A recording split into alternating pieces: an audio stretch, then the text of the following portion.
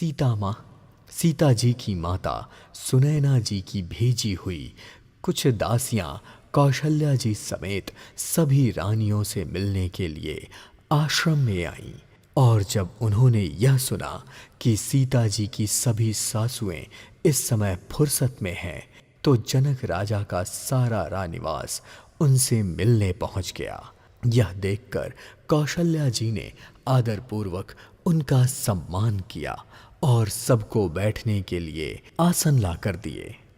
दोनों ओर सबके शील और प्रेम को देखकर कठोर वज्र भी पिघले जा रहे थे और सबका शरीर पुलकित होकर शिथिल हो रहा था। सबके नेत्र में प्रेम और शोक के आंसू थे। तभी सीता जी की माता सुनैना जी ने कहा, विधाता की बुद्धि बड़ी टेढ़ी है। जो अत्यंत कोमल और निर्दोष हैं, उन पर विपत्ति का पहाड़ गिरा देता है। आजकल अमृत तो केवल सुनने में ही आता है, पर विष तो यहाँ वहाँ सब जगह प्रत्यक्ष ही देखे जाते हैं। विधाता की सभी करतूतें भयंकर हैं। यह सुनकर देवी सुमित्रा जी शोक के साथ कहने लगीं, विधाता की चाल बड़ी ही विपरीत और विचित्र है, जो सृष्टि को उत्पन्न करके पहले पालता है और फिर नष्ट कर डालता है। विधाता की बुद्धि बालकों के समान विवेक शून्य हो गई है। यह सुनकर कौशल्या जी सभी को संतावना देते हुए बोली, दुख सुख हानि लाभ सब कर्म के अधीन है। कर्म की गति बहुत कठिन है, उसे तो विधाता ही जानता है। महाराज के मरने और जीने की बात याद करके तो हम चिंता कर ही रही हैं। वह तो है सखी, हम अपने ही हित और हानि को देखकर स्वार्थवश कर रही हैं। यह सुनकर सीता जी की माता सुनैना जी ने कहा, आपका कथन सत्य है। आप पुण्यात्मा अवधपति की ही तो रानी हैं, फिर भला आप ऐसा क्यों ना कहेंगी। यह सुनकर कौशल्या जी ने दुख भरे हृदय से कहा, श्री राम लक्ष्मण और सीता वन में जाएं, इसका परिणाम तो अच्छा ही होगा, बुरा नहीं। मुझे तो भरत की चिंता है। ईश्वर के अनुग्रह और आपके आशीर्वाद से मेरे चारों पुत्र और चारों बहुएं गंगा जी के जल के समान पवित्र हैं।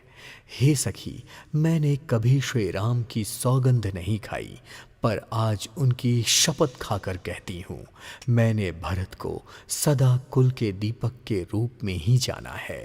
महाराज ने भी बार बार मुझसे यही कहा था, सोना कसौटी पर रखने से और रत्न जौहरी के मिलने पर ही पहचाना जाता है।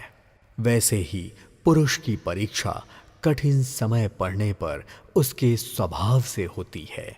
हे देवी मिथिलेश्वरी, सुनिए, ज्ञान के भंडार श्री जनक जी की प्रिया, आपको कौन उपदेश दे सकता है। पर हे रानी, मौका पाकर आप राजा को अपनी ओर से जहाँ तक हो सके समझा कर कहिए कि लक्ष्मण को घर में रख लिया जाए, जिससे भरत वन को चले जाएं।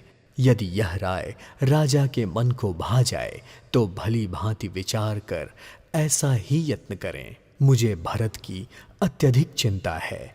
भरत के मन में श्री राम के प्रति गूढ़ प्रेम है। उनके घर में रहने में मुझे भलाई नहीं जान पड़ती। डर लगता है कि कहीं उनके प्राणों को कोई भय ना हो जाए। कौशल्या जी की सरल और उत्तम वाणी सुनकर सब रानियां करुणा रस में निमग्न हो गईं। तभी सुमित्रा जी ने कहा, हे देवी, 2 घड़ी रात बीत गई है। यह सुनकर श्री राम जी की माता कौशल्या जी उठीं और प्रेम सहित बोली, अब आप लोग शीघ्र ही अपने डेरे में पधारिए। हमारी गति तो अब ईश्वर के ही हाथों में है और मिथिलेश्वर जनक जी ही हमारे सहायक हैं। कौशल्या जी के प्रेम को देखकर और उनके विनम्र वचनों को सुनकर जनक जी की प्रिय पत्नी ने उनके पवित्र चरण पकड़ लिए और कहा, हे देवी, आप राजा दशरथ जी की रानी और श्री राम जी की माता हैं। आपकी ऐसी नम्रता उचित ही है। हमारे राजा तो कर्म, मन और वाणी से आपके सेवक हैं। आपका सहायक होने के योग्य जगत में आखिर कौन है? दीपक सूर्य की सहायता करने में कभी शोभा पा सकता है? श्री राम जी वन में जाकर देवताओं का कार्य करके अवधपुरी में अचल राज्य करेंगे।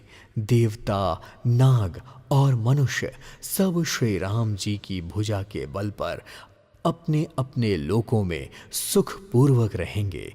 यह सब याज्ञवल्क्य मुनि ने पहले से ही कह रखा है। हे देवी, मुनि का यह कथन झूठा नहीं हो सकता।